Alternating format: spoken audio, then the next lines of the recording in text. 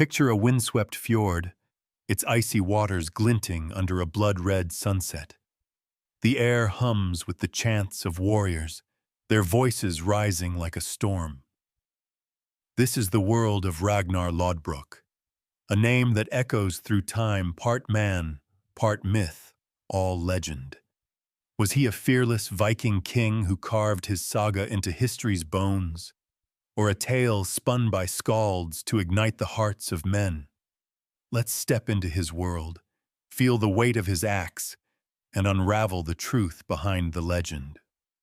In the late 8th century, the Norse lands pulse with raw energy. Vikings, those sea wolves of the north, raid and trade across Europe, their longships slicing through waves like knives. Imagine a young Ragnar standing on a rocky shore, his blonde hair whipped by the wind, his eyes sharp as a hawk's, fix on the horizon.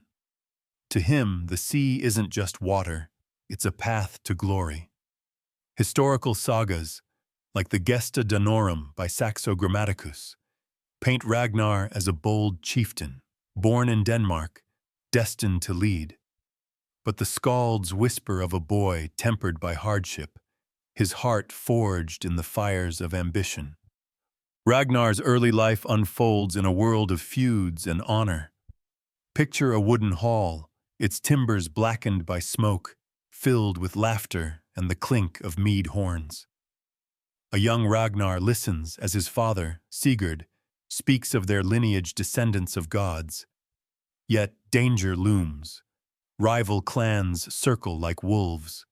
The saga of Ragnar Lodbrok claims he avenged his father's murder. His first taste of blood at 16. Imagine him gripping his sword, his breath ragged as he faces a traitor. "You took my father," he growls, "but I'll take your name from this earth." The clash of steel rings out, and Ragnar's legend begins. Now, let's see through the eyes of a Viking warrior, Bjorn, who follows Ragnar. Bjorn stands in awe as Ragnar rallies his men, his voice a thunderclap. "The gods watch us," Ragnar roars. "Will you die forgotten, or carve your name into eternity?" To Bjorn, Ragnar is no mere man, he's a storm given flesh, fearless yet cunning. Historical records suggest Viking leaders like Ragnar thrived on charisma, binding men through loyalty and shared glory. But whispers of myth creep in tales of Ragnar slaying a dragon to win his first wife, Lagertha. Picture a misty forest, a serpent's coils gleaming. Ragnar's spear flashes, and the beast falls. True or not, this story fuels his fame. The scene shifts to a bustling marketplace in Hedeby, 810 AD. Merchants hawk furs and amber, while longships bob in the harbor. Ragnar, now a seasoned raider, plans his first great voyage. His mind churns with dreams of distant shores, Francia, where gold glints in monasteries. From a monk's perspective, Ragnar is a terror, a pagan storm threatening Christendom. Imagine Brother Alcuin, quill trembling, writing of heathen men who burn churches. To him, Ragnar is the devil's blade. Yet, to his men, he's a visionary, promising wealth and honor. "Follow me," Ragnar says, his grin sharp, "and we'll feast in halls of kings." The raid on Lindisfarne in 793 AD, though predating Ragnar, sets the stage. Picture waves crashing against a rocky isle, monks fleeing as longships loom. The Anglo-Saxon chronicle records the horror. The heathens poured out the blood of saints. Ragnar, inspired by such tales, sails for Francia in 845 AD. Historical accounts confirm a Viking leader, likely Ragnar, sacked Paris.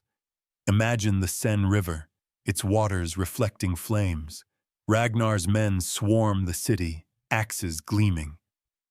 Take their gold, but spare their fear, he commands. Let them know we are gods among men. The Franks pay a ransom, 7,000 pounds of silver, cementing Ragnar's legend. But glory breeds enemies. Picture a stormy night.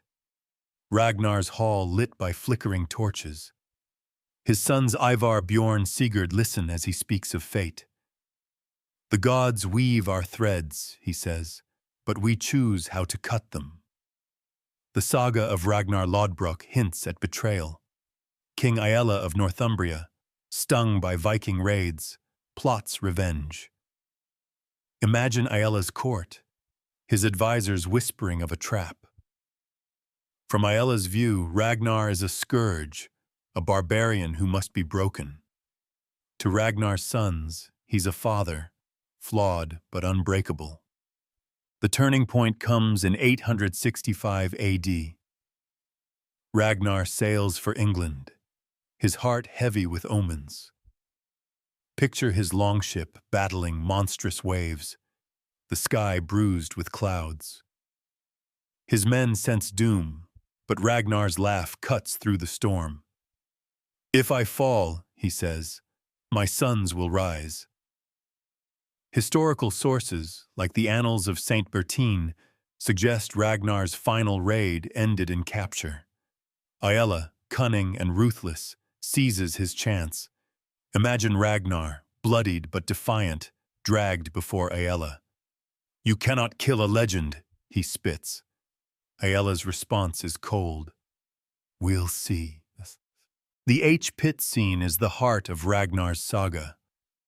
Picture a desolate moor, the air thick with dread. A pit yawns open, snakes hissing within. From a monk's perspective, this is divine justice, God's wrath on a heathen. But to Ragnar's men, watching from the shadows, it's a tragedy. Ragnar, bound, gazes at the sky. The gods await me, he whispers. As the snakes strike, his voice rises, unbroken.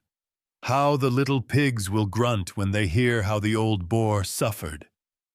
The saga of Ragnar Lodbrok immortalizes this moment, his defiance echoing through time. The aftermath ignites a fire. Picture Ivar the Boneless, Ragnar's son, in a darkened hall. His eyes burn with rage as he hears psalms of his father's death. Aella will pay, he vows, in rivers of blood.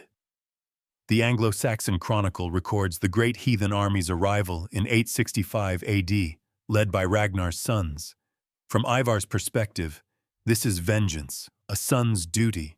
Imagine East Anglia, fields soaked in blood as Ivar's forces march.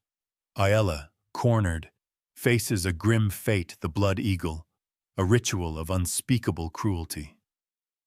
For my father, Ivar whispers, his knife flashing.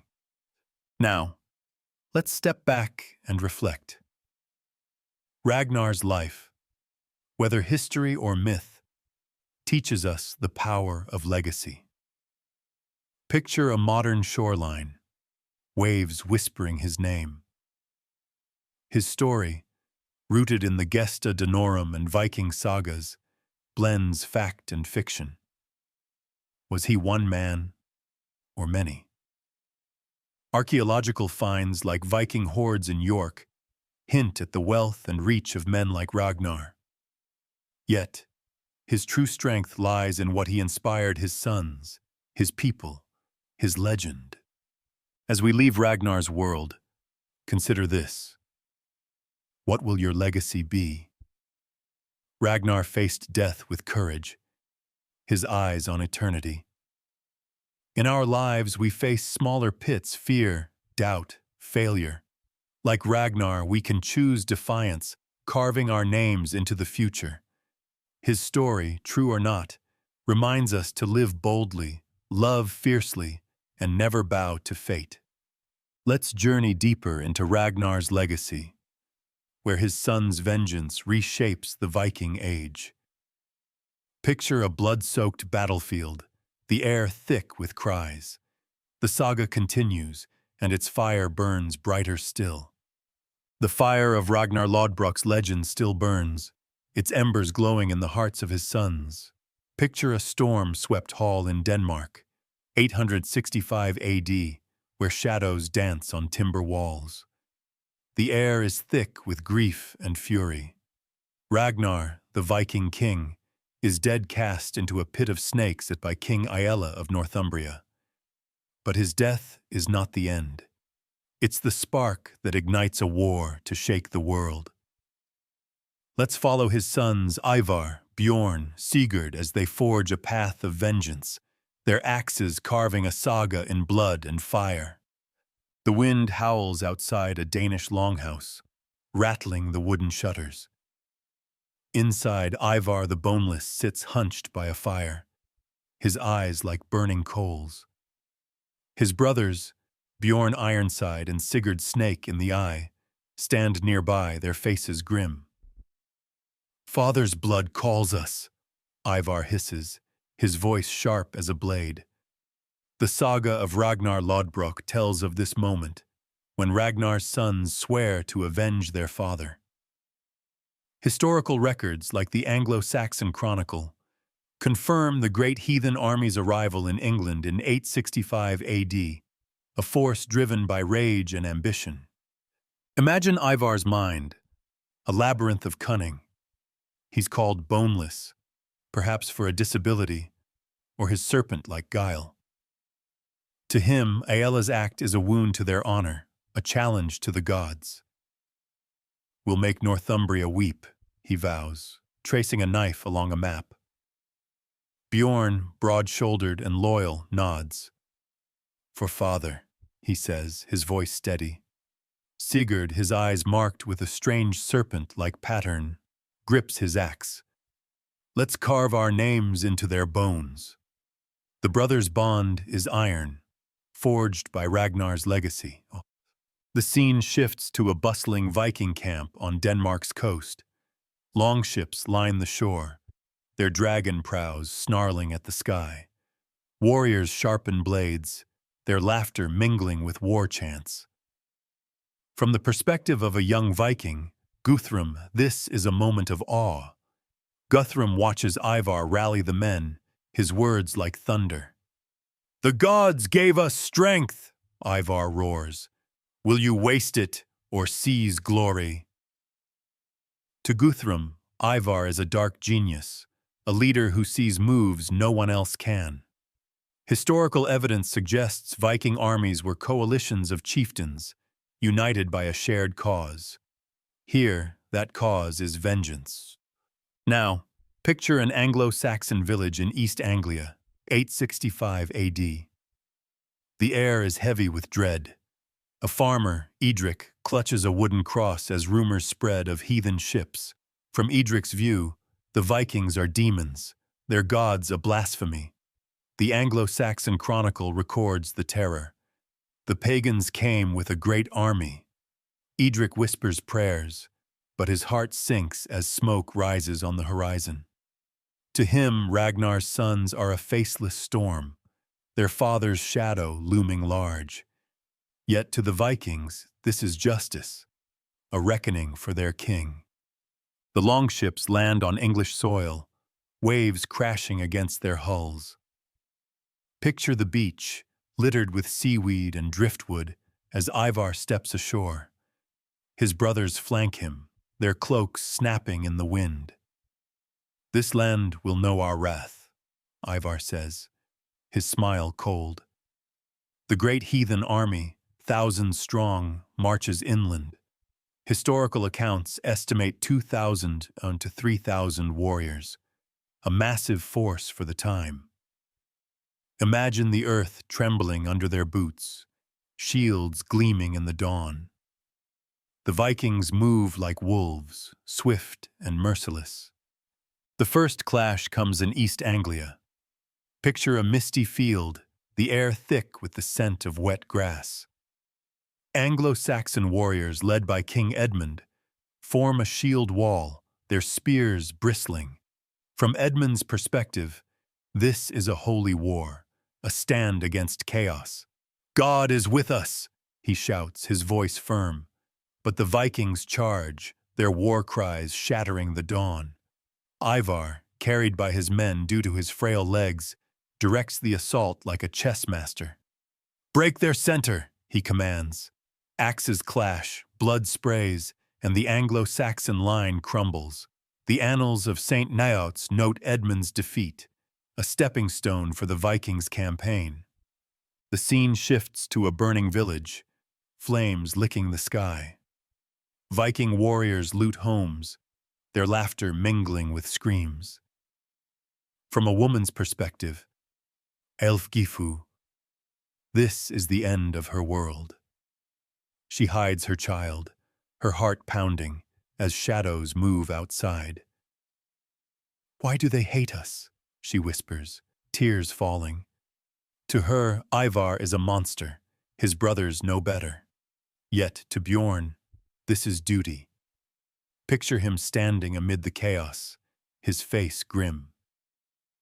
"This is for father," he mutters, but his eyes betray doubt. The sagas paint Bjorn as honorable, torn between vengeance and mercy. The campaign presses north, toward Northumbria. Picture a windswept moor, the sky bruised with clouds. Ivar's army camps, their fires dotting the darkness. A skald, Astrid, sings of Ragnar's death, her voice haunting. "In the pit he laughed," she chants, "and the gods heard his call." The warriors, hardened men, wipe tears from their eyes. To Astrid, Ragnar is a myth made real, his sons the heirs of his fire. Historical context reveals Northumbria's weakness divided by civil war, ripe for conquest. The Anglo-Saxon Chronicle records its fall in 866 AD, a triumph for Ragnar's sons. The Siege of York is the heart of this tale. Picture the city's wooden walls, battered by Viking rams. Ivar, perched on a hill, watches with predatory calm. "Ella hides like a rat," he sneers.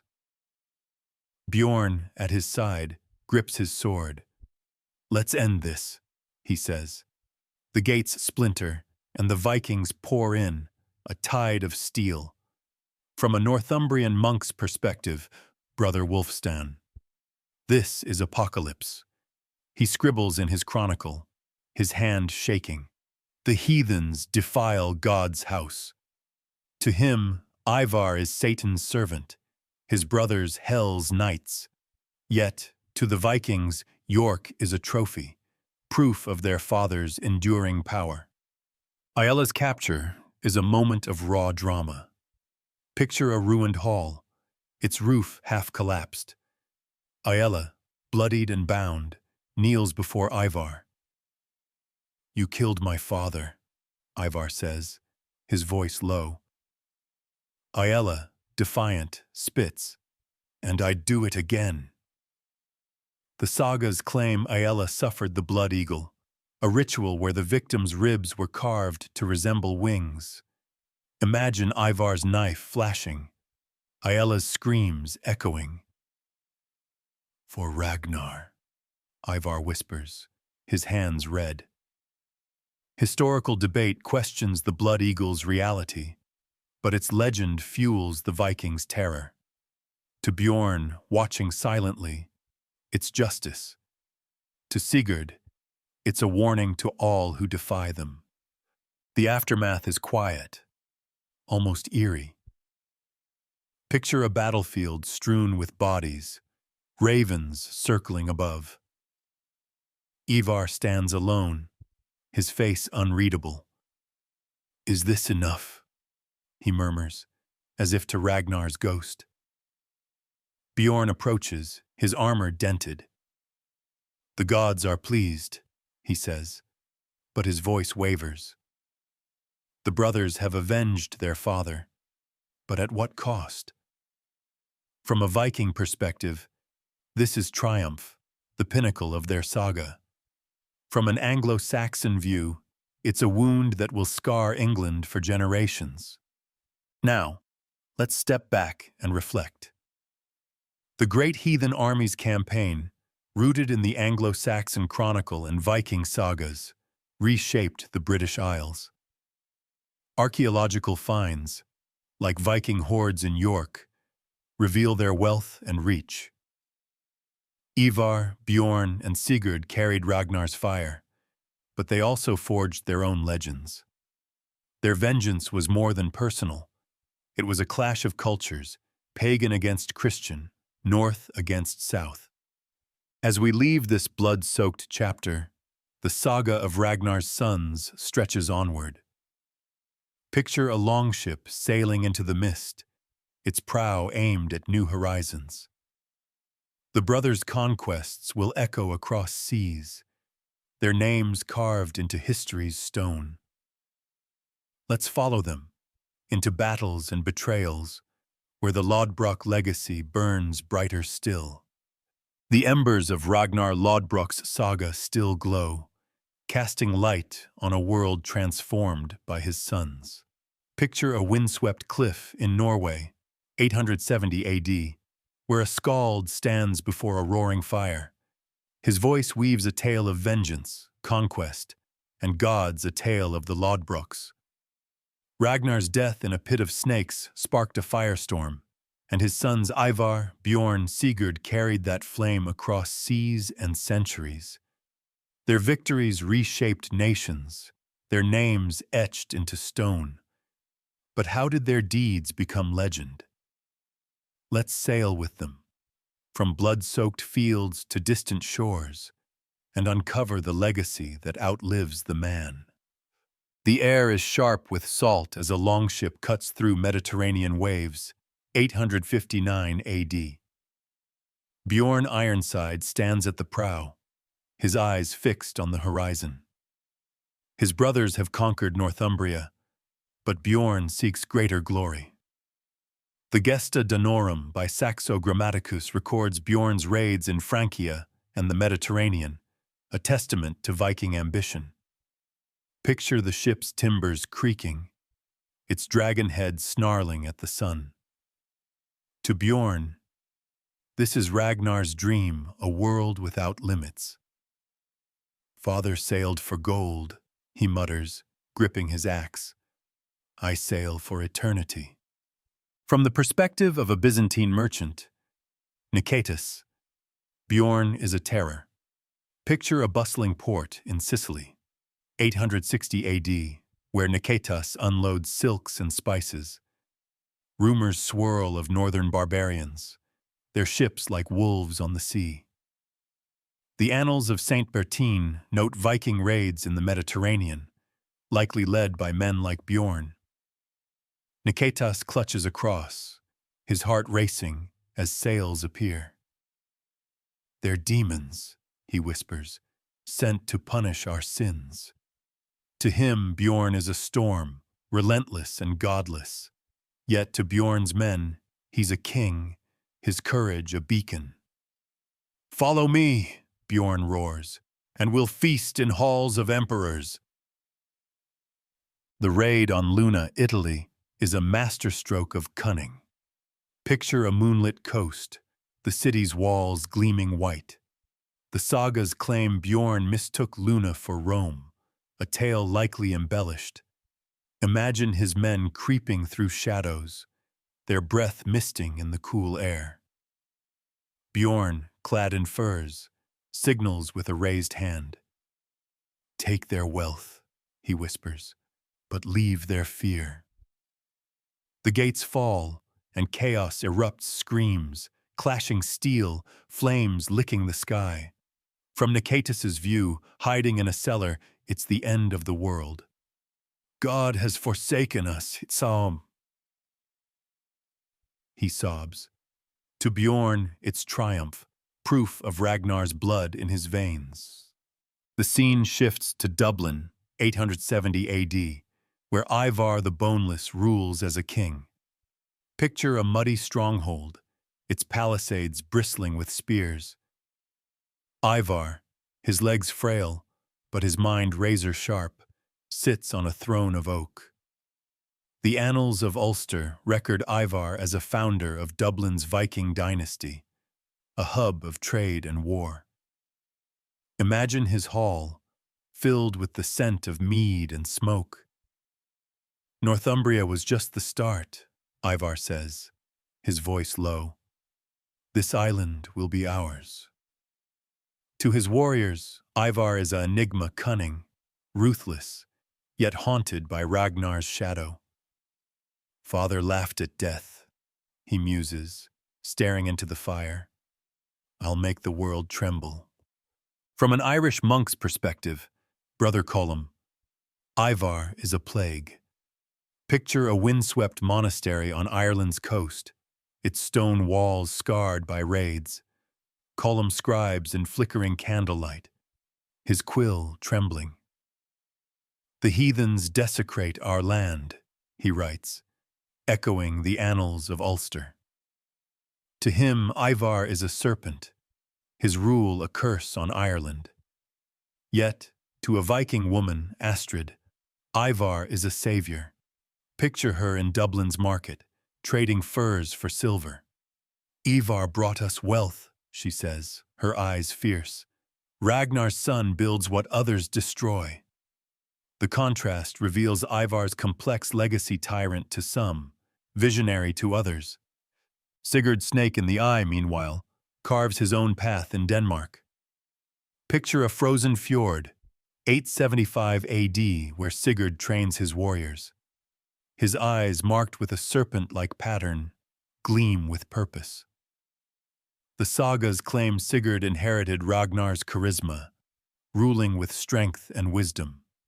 Imagine him sparring, his axe flashing in the snow. Father's name lives in us, he tells his men, his breath clouding the air. To a Danish farmer, Erik, Sigurd is a protector, a king who keeps rival clans at bay. He's Ragnar reborn, Erik says, watching Sigurd's drills. Historical evidence is sparse, but runestones like the Jelling stones hint at powerful Danish rulers in this era.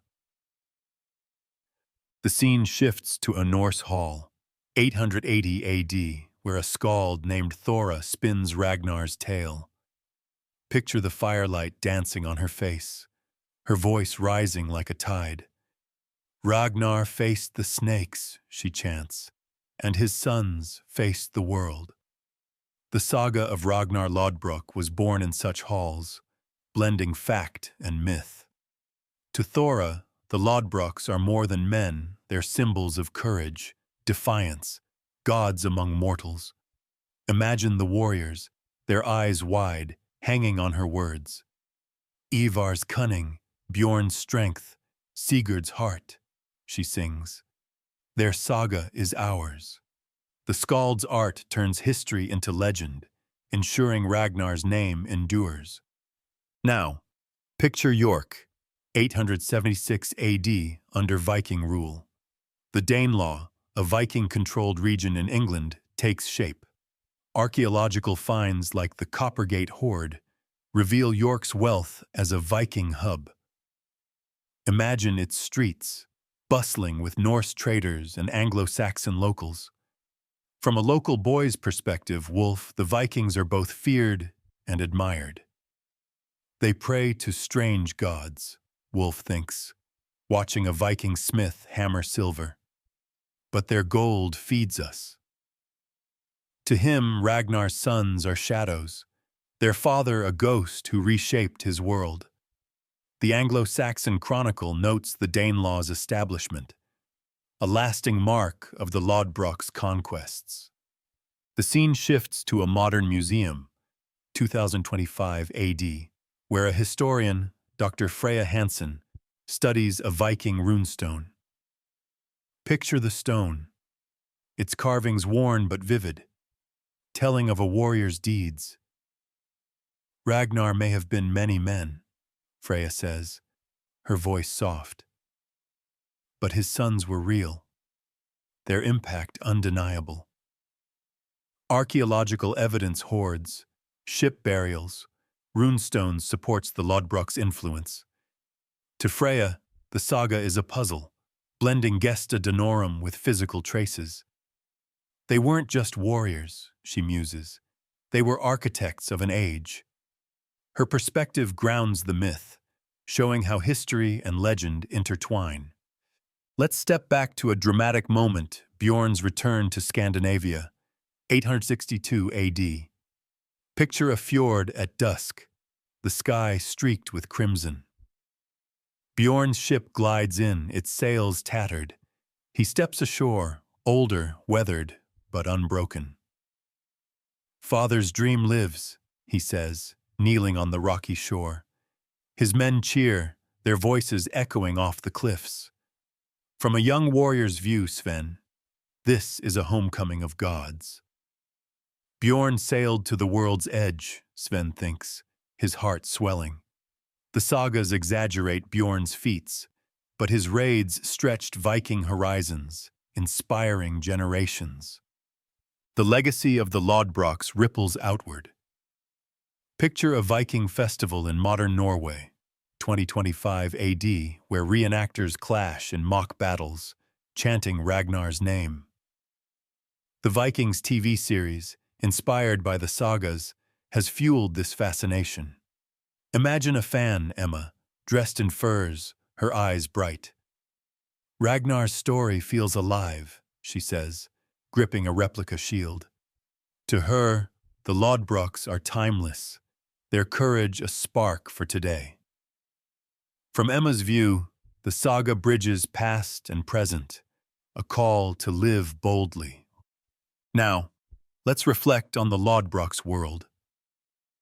The Viking Age, from the late 8th to 11th centuries, was a crucible of change. The Anglo-Saxon Chronicle, Annals of Ulster, and runestones like the Rock stone document Viking expansion.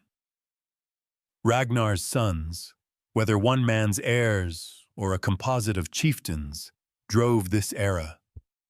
Their conquests built trade hubs like Dublin and York, blending Norse and local cultures.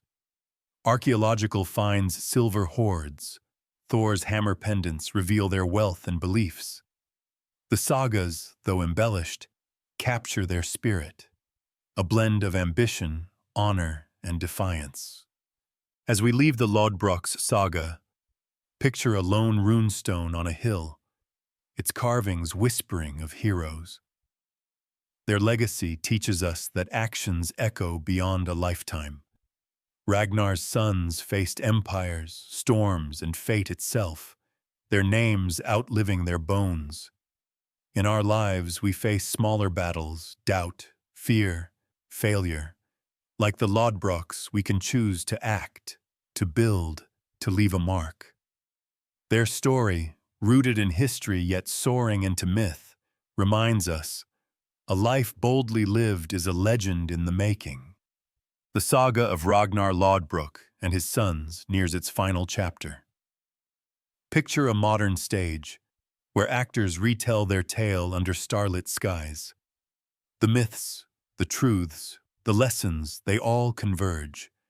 Let's step into the final act, where the Lodbrok's legacy meets our world, and their fire burns eternal.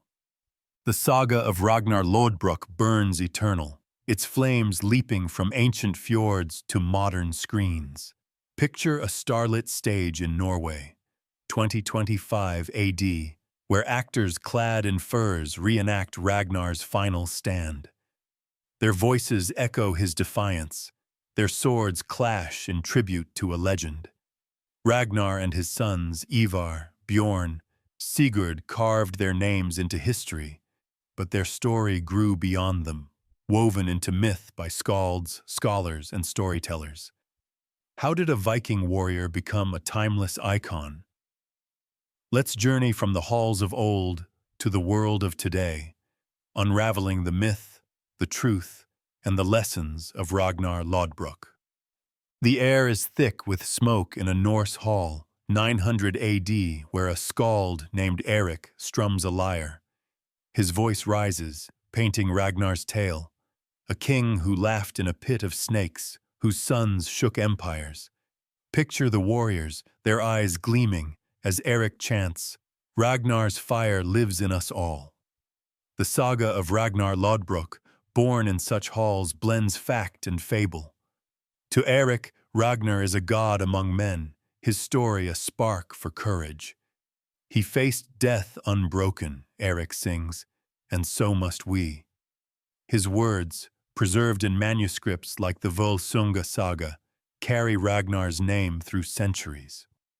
From Eric's perspective, the saga is truth, its heroes divine. Imagine him crafting verses by firelight, his fingers calloused from the lyre. Ragnar's sons sailed to the world's edge, he tells a young apprentice. Their deeds are our shield. To him, the Lodbroks embody Viking ideals, honor, defiance, ambition. Historical context suggests oral sagas exaggerated real chieftains, merging many into one. The Gesta Danorum by Saxo Grammaticus, written in the 12th century, describes a Ragnar who raided Francia, but skalds like Eric added dragons and gods, crafting a myth larger than life. The scene shifts to Copenhagen, 1870 AD, where a scholar, Professor Niels Hansen, pores over ancient texts. Picture his study, cluttered with manuscripts, the air heavy with ink and dust. Nielsen's pen scratches as he compares the saga of Ragnar Lodbrok to the Anglo-Saxon chronicle. Was Ragnar one man, he mutters, or a legend born of many? From Nielsen's view, Ragnar is a puzzle, his historicity uncertain. Archaeological finds, like Viking hordes in York, suggest powerful 9th century chieftains, but no single Ragnar emerges. The sagas are poetry, not history, Nielsen writes. Yet he feels Ragnar's pull, a symbol of a lost age. Imagine Nielsen debating with colleagues, his voice sharp. The great heathen army was real, he says, citing the Anglo-Saxon Chronicles account of 865 AD. But Ragnar, perhaps a composite, like King Arthur. To him, the Lodbrok's legacy lies in their impact Viking expansion, the Danelaw, trade hubs like Dublin. Yet even Nielsen, a man of reason, dreams of Ragnar's world, longships slicing waves, axes flashing in dawn light. His work, published in journals, sparks Europe's fascination with Vikings, paving the way for modern retellings. The story leaps to a film set in Los Angeles, 2013 AD, where a director, Maria Cortez, films a scene for the Vikings TV series. Picture a replica longship, its sails billowing against a green screen. Maria calls, "Action!" as actors clash, their war cries echoing. Ragnar's story is primal, Maria tells her crew. It's about family, power, fate. From her perspective, Ragnar is a universal archetype, his saga resonating across cultures. The Viking series, inspired by the saga of Ragnar Lodbrok, blends history with drama, making Ragnar a global icon. He's flawed, fearless, human, Maria says, adjusting a camera. That's why we love him. To Maria, the Lodbroks are a canvas for modern struggles. Picture her editing late at night, her screen glowing with Ragnar's death scene. He faces the snakes with a smile, she murmurs, moved by the actor's performance. The series draws on historical sources, like the Annals of Saint Bertine, but amplifies the myth Ragnar's dragon slaying, Ivar's cunning, Bjorn's voyages. Maria's work reaches millions, sparking Viking festivals, tattoos, and fan art. We're not just retelling, she says, we're keeping him alive. Her perspective shows how myths evolve, adapting to new mediums while preserving their core. The scene shifts to a Viking festival in York, 2025 AD, where a reenactor, Liam, swings a blunt axe in a mock battle. Picture the crowd cheering, mead horns raised, as Liam's shield splinters. "For Ragnar!" he roars, his voice raw.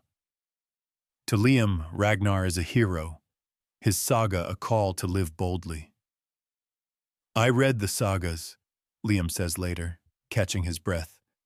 "They make me want to be more braver, stronger." From his view, the Lodbroks are a bridge to the past, their story a guide for today. Archaeological digs in York, like the Coppergate Hoard, fuel Liam's passion, proving the Vikings' real presence. Imagine Liam at the festival's fire, sharing mead with friends.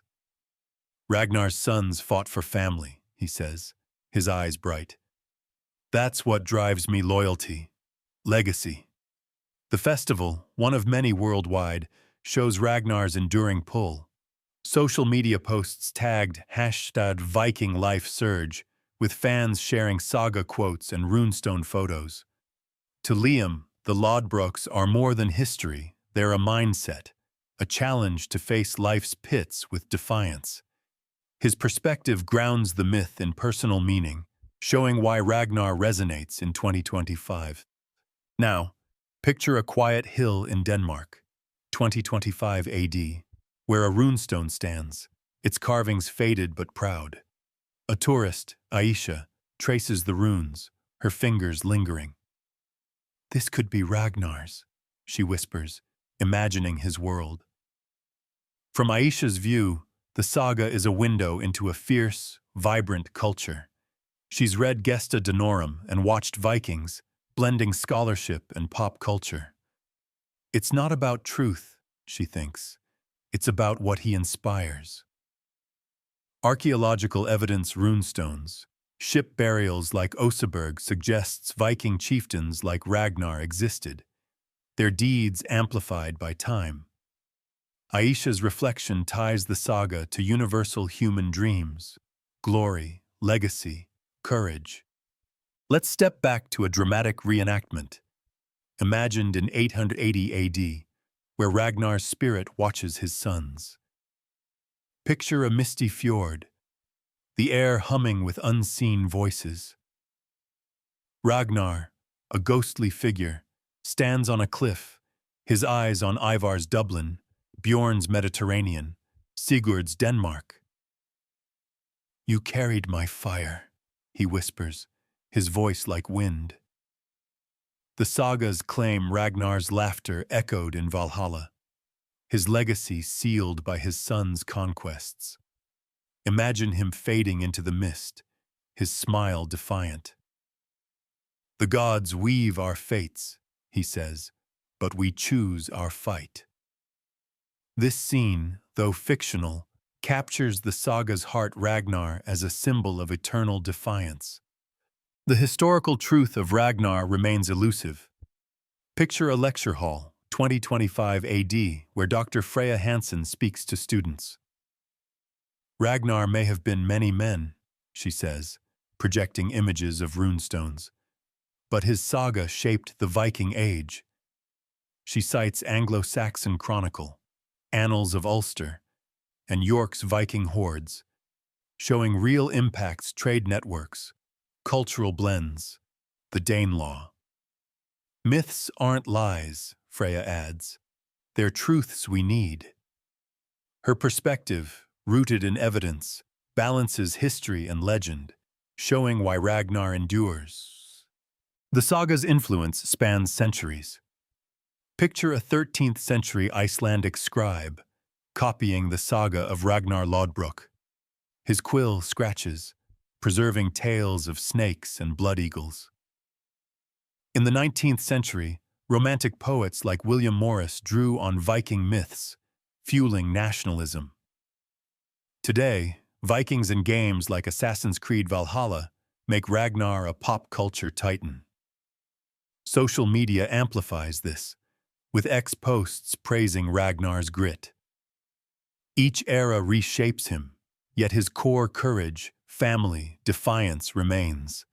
The saga of Ragnar Lodbrok and Gesta Danorum are literary fossils, their stories alive in our imagination. Now, let's reflect on what Ragnar's myth teaches us. Picture a modern city, its streets buzzing with life. Ragnar's saga, whether true or not, is a mirror for our own battles. He faced death with a laugh. His sons forged empires from loss. In our lives, we face pits of our own fear, failure, uncertainty. Like Ragnar, we can choose to stand tall, to act despite the odds. His story, grounded in Viking hordes and sagas, shows that legacy isn't wealth or fame. It's the mark we leave on others. "How will the little pigs grunt?" Ragnar asked, defying fate. We too can defy our snakes, crafting lives that echo beyond our years. Here are lessons to live by, drawn from Ragnar's fire. Face fear with defiance. When doubt looms, act boldly. Write that book, start that business, speak your truth. Fear is a snake. Laugh at it. Build for others. Ragnar's sons fought for family. Mentor a friend, support a colleague. Create for your community. Legacy is connection. Embrace your story. Ragnar's myth grew from small truths. Share your journey flaws, triumphs all. Your saga inspires others. Choose your fight. Ragnar picked his battles, from raids to his final stand. Focus on what matters: love, purpose, growth. Let the rest go. Live for eternity. Vikings sought undying fame. Set goals that outlast you: a charity, a family tradition, a work of art. Make your name a runestone. Picture yourself at a crossroads, the wind whispering Ragnar's name. His saga, born in blood and song, reminds us we are all storytellers, our lives the ink. Whether Ragnar was one man or many, his legend endures because it speaks to us of courage, loss, love. As we close this tale, let's carry his fire. Live fiercely, love deeply, and carve your saga into the stars. The saga of Ragnar Lodbrok ends here, but its echoes linger. Picture a lone longship sailing into the mist, its prow aimed at forever. Ragnar's story is ours to tell, its lessons ours to live. Go forth and let your legend begin.